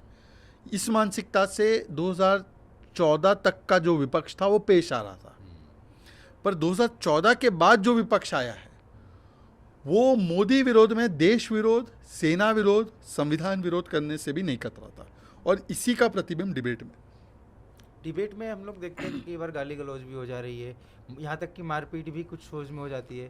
तो कई बार ऐसा भी होता है, दर्शक कहते हैं कि ये सब स्क्रिप्टेड है, स्क्रिप्टेड होता है या फिर ये सच में हो जाती है। अब देखिए, जो मारपीट करते हैं उन्हीं से पूछिए, हम तो नहीं करते। जो करते हैं उन्हें जाते हैं तो कुछ तो आइडिया होगा। नहीं, देखिए, हम तो केवल एक ही स्क्रिप्ट लेकर जाते हैं, जनता की स्क्रिप्ट। हम अपनी पार्टी की विचारधारा की स्क्रिप्ट लेकर जाते हैं। एंकराओं के स्क्रिप्ट पे, चैनल के स्क्रिप्ट पे हम तो नहीं चलते, पर मैं बाकियों का तो नहीं कह सकता, बीजेपी का कह सकता हूँ। बीजेपी जनता की स्क्रिप्ट पे चलती है। अब कुछ लोगों की स्क्रिप्ट बीजिंग से आ रही है, कुछ लोगों की स्क्रिप्ट पाकिस्तान से आ रही है, वो डायलॉग भी पाकिस्तान के बोल रहे हैं। अब वो पाकिस्तान के डायलॉग बोल रहे हैं तो अब उनकी स्क्रिप्ट कहाँ से आ रही है हमको क्या पता। अच्छा, बीइंग ए प्रवक्ता, अगर मैं आपसे जानना चाहूँ कि क्या टिप्स देना चाहेंगे जो प्रवक्ता डिबेट में अच्छी डिबेट कर सकें, डिबेट को अपना पॉइंट रख सकें, तार्किक बहस हो सके, उसका लेवल सुधर सके, क्या टिप्स देना चाहेंगे प्रवक्ताओं को? मैं कहूँगा कि RA और M, राम, अब बोलेंगे फिर से राम ले आया, बात में राम आ रहे हैं। R से रिसर्च, A से एक्यूरेसी, मतलब कि कोई झूठ मत बात करो, झूठ मत फैलाओ, फेकरी मत करो, प्रोपेगेंडा मत फैलाओ, और M से मॉडेस्टी, विनम्रता। राम में वैसे विनम्रता ही तो, राम विनम्रता के ही प्रतीक है, तो राम की तरह पेश आओ। राम में रिसर्च भी आ गया, राम में एक्यूरेसी भी आ गई, राम में मॉडेस्टी भी आ गई। अगर आप राम की तरह पेश आओगे तो डिबेट, चाहे आप 1 पॉइंट स्कोर करो ना करो, जनता आपको बहुत सराहेगी। और अगर आप रावण की तरह पेश आओगे, ऐसे कुछ होते हैं, उनके बर्ताव से, उनके हाव भाव से ही पता चल जाता है कि उनकी रावण शैली है, शूर्पणखा शैली है।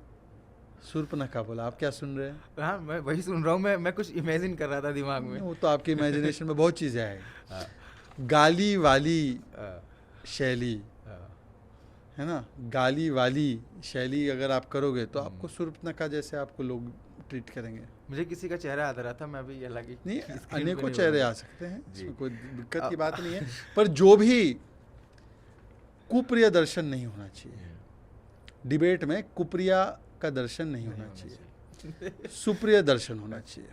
बिल्कुल, समझ गया मैं, समझ गया, दर्शक को भी समझ गया। और आप लोग कमेंट करके बताइएगा इस पॉइंट पे। मैंने तो किसी का नाम नहीं लिया है, आप उसमें नाम नहीं, मैं नाम तो मांग ही नहीं रहा हूँ, मैं बस कह रहा हूँ इस बात पे आपकी क्या डिबेट में नशा करके मत जाइए। जैसे ड्राइविंग में हम नशा नहीं करते ना, वो क्या कहते हैं, drinking and driving don't mix.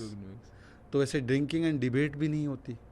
अब कुछ लोग क्या होता है कि ऑनलाइन चले जाते हैं और एक बार एक डिबेट में कोई मदिरा पीकर उनके वीडियो चलते हैं, वो भी मैं बता नाम नहीं लेना चाहता। हाँ। तो वो ऐसी बातें निकलने लगी उनके मुंह से। आप तो बस प्रसंग बताइए, नाम तो पब्लिक खुद ही नहीं, जनता बहुत होशियार है, बहुत होशियार जनता है। उनको तो क्या हुआ फिर उसमें? मैं किसी का नाम नहीं लेना चाहता हूँ, पर एक बहुत अति चतुर प्रवक्ता है, अति चतुर प्रवक्ता जो है, उनको लगा कि हम ड्रिंक लेकर भी डिबेट में बैठ सकते हैं, फिर वो ड्रिंक का प्रभाव भी दिखने लगा। अति चतुर प्रवक्ता है। फिर वो कभी वो बोलते हैं लैंग्वेज डेफिशिएंसी है, कभी बोलते कुछ और डेफिशिएंसी, ऐसे बहाने बना देते हैं। मैं किसी का नाम नहीं ले रहा हूँ अभी भी। आपने नाम लिया ही नहीं लिया। नहीं, वो क्या है, विक्टिमहुड कार्ड बहुत आसानी से निकल जाता है। आप निश्चिंत रहें, आपने किसी का नाम नहीं लिया। पब्लिक नाम लेगी तो उसके लिए कोई क्या ही कर सकता है। वो तो कमेंट में उनका अधिकार है। अब मैं आपसे 75 वाली इमरजेंसी तो है नहीं। हाँ, इंदिरा जी तो है नहीं यहाँ पे, कि है ना। अब तो कमेंट करें। अब आखिरी चरण में हम चलते हैं। ठीक, इसमें वैसे तो अपने बंगाल पे बातें अपनी रखी थी, लेकिन फिर भी दर्शकों की तरफ से एक सवाल था कि बंगाल में हिंदुओं की दशा बड़ी खराब है, और बांग्लादेश भी हमने देखा, बांग्लादेश से भी हिंदुओं के बारे में कितनी बुरी बुरी खबरें आई। भारत सरकार क्या कर रही है? देखिए, जो बंगाल में परिस्थितियां बनी हैं वो राष्ट्रीय सुरक्षा की दृष्टि से तो उस पर कई सारी चिंताएं हैं ही। जैसे कि इंडो बांग्लादेश बॉर्डर जो है, जहाँ जहाँ पूर्वोत्तर के राज्यों में, बॉर्डर के राज्यों में भारतीय जनता पार्टी की सरकार आई, जैसे असम हो गया, वहाँ पे हमने कड़े कदम उठाते हुए वहाँ पे फेंसिंग शुरू कर दी और फेंसिंग लगभग ख़त्म कर दी। अब इंडिया बांग्लादेश के बॉर्डर में एक ही जगह है जहाँ पर फेंसिंग बची हुई है, वो है बंगाल। और बंगाल में फेंसिंग ना होने के कारण वहाँ पे घुसपैठ भी होती है और वहाँ पर एक प्रवृत्ति होने के कारण, टीएमसी प्रवृत्ति जिसको हम कह सकते हैं, तालिबानी माइंडसेट एंड कल्चर वाली प्रवृत्ति, इसके चलते ऐसे घुसपैठियों को नागरिक बनाने के लिए उनको अलग अलग प्रकार के प्रमाण भी दिए जाते हैं जो वहाँ की राज्य सरकार की जिम्मेदारी है। तो ये बहुत बड़ी राष्ट्रीय सुरक्षा की दृष्टि से चुनौती है। वहाँ पर बीएसएफ के कहने के बाद भी वहाँ की सरकार कोऑपरेट नहीं करती, बीएसएफ और सेंट्रल फोर्सेस के खिलाफ उतर जाती।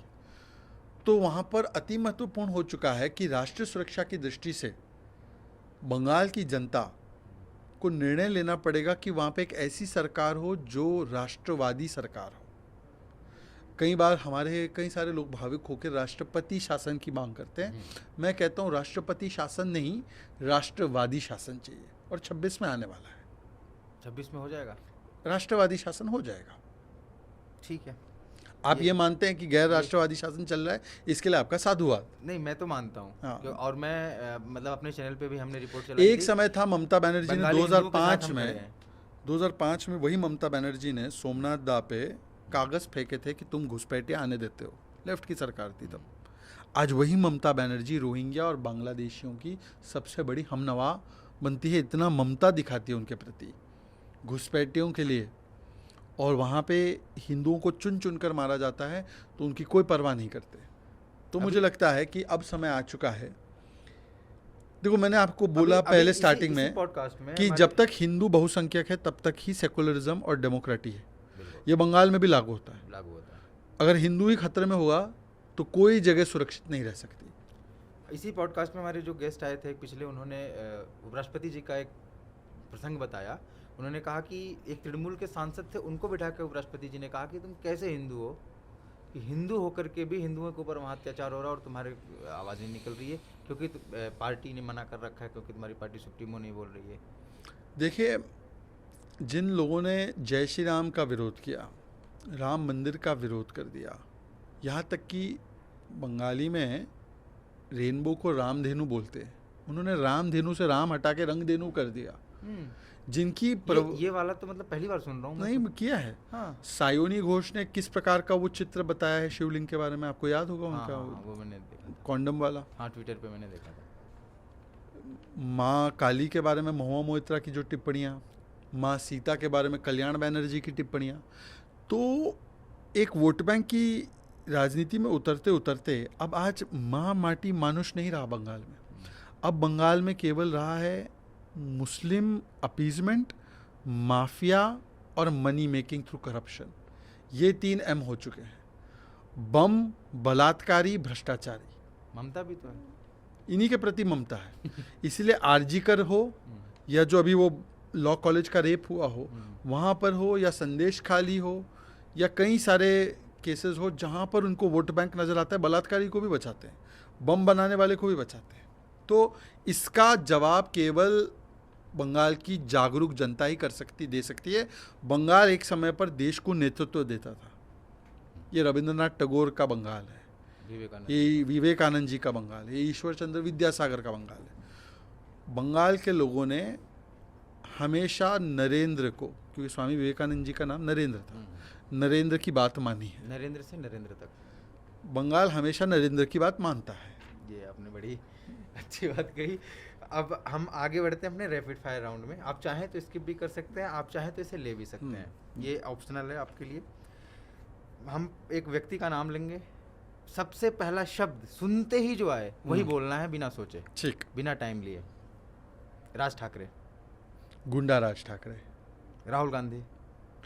राहुल तुरंत बोलना है। Leader of Pakistan LOP Priyanka Gandhi गायब और प्रशांत किशोर, बिजनेसमैन ममता बनर्जी, निर्ममता हिंदुओं के प्रति, लालू यादव, चाराचोर भ्रष्टाचारी, अरविंद केजरीवाल, सबसे बड़ा मक्कार। सबसे बड़ा बक्का, हाँ, U-turn भी बोल सकते हैं वैसे, बच्चों की जो सौगंध गलत खाता है और जो अन्ना हजारे को ही धोखा दे दे। यूनुस खान बांग्लादेश वाले, हाँ, उनकी आवाम उनको मानती है कि नहीं, वही सवाल है। मैं उनके ऊपर क्या टिप्पणी करूं, उनकी आवाम उनके ऊपर टिप्पणी करने को तैयार नहीं है। शहबाज शरीफ, शाहबाज शरीफ ये राहुल गांधी के अच्छे मित्र है, और जो शाहबाज नहीं बोल पाते वो राहुल बोल पाते हैं। और आखिरी नाम इनके साथ आपका, आप हमेशा भिड़ते रहते हैं बचपन से लेकर आज तक, तशीन पूनावाला। वो भी वफादार है परिवार के, मैं देश का। परिवार के वफादार, मैं देश का वफादार। चलिए, आपने सभी सवालों का जवाब, विचार उनके अच्छे हैं, पार्टी उनकी गलत है। सही वो अटल बिहारी वाजपेयी जैसा कि सही आदमी गलत पार्टी में। वाजपेयी जी के केस में वो हो ही नहीं सकता, क्योंकि वाजपेयी जी फल है, और अगर पेड़ गलत हो तो सही फल नहीं निकल सकता। तो हमारा पेड़ भी सही है, हमारा फल भी सही है। तहसीन पूनावाला व्यक्ति है, व्यक्ति गलत संगत में पड़ सकता है। मतलब आपका ना संगत का असर है। अब वो तहसीन पूनावाला आएंगे तो बताएंगे। चलिए, आपने सभी सवालों को बहुत अच्छे से लिया और उसका सभी का जवाब दिया, और ज़्यादातर सवाल हमारे दर्शकों के थे। बहुत अच्छा लगा आपसे बातचीत करके, आप आए। बहुत बहुत धन्यवाद आपका एक आपका। बार पुनः अभिनंदन करता हूं मैं। और एक बात बताऊं आपको, जी ये जो आपने रखा है, जी, एक समय पर ये कांग्रेस का चिन्ह हुआ करता था। अच्छा, गाय बछड़ा। हाँ, ये पहले कांग्रेस का चिन्ह हुआ करता था। लेकिन हमने तो गौ माता के लिए रखा है कि इसी बहाने लोग। अब आप इसी से समझो कि जब तक गांधी जी की कांग्रेस थी, तब तक तो गाय और बछड़ा राम राज्य की बात होती थी। आज ये राहुल गांधी की कांग्रेस है, तो इनके नेता जो है केरल में बीफ पार्टी करते हैं। ये डिफरेंस आ चुका है। ये सियासी धर्मांतरण हुआ है कांग्रेस का। जी, तो हम अपने दर्शकों से भी ये अपील करेंगे कि आपको ये बातचीत कैसी लगी, कमेंट करके ज़रूर बताएं। वीडियोज़ हमारे अच्छे लगते हैं तो अपने दोस्तों रिश्तेदारों में भी शेयर करें। और शहजाद भाई से अगर कुछ हमने छोड़ दिया हो जो ना पूछ पाए हों तो आप कमेंट करिएगा, हम कोशिश करेंगे फिर जब कभी मिलेंगे तो ज़रूर आपसे बात रखेंगे। और आपको कैसा लगा, मैं चाहूँगा 1 मिनट का रिव्यू आप हमारे बारे में भी दे देंगे। अभी देना है, दे सकते हैं, मुझे ऑन द कैमरा दे देंगे। देखिए, हम तो चौपाल में ही बातें रखने में ज़्यादा विश्वास रखते हैं। जनता के चौपाल में हो, या आप जैसे होनहार नवभारत के प्रतिबिंब बनने वाले जो लोग हैं वो उनके चौपाल पे हो। हम लोग जो है चाल चौपाल के ही लोग हैं। हाँ, कुछ लोग जो है वो केवल और केवल जो है बड़े बड़े चैनल में जाते हैं, हम चौपाल पे आते हैं। जी, बहुत बहुत धन्यवाद और आभार आपका। तो दर्शकों बने रहिए हमारे साथ, देखते रहिए चौपाल। Thank you. जय हिंद, जय भारत। जय हिंद, जय भारत।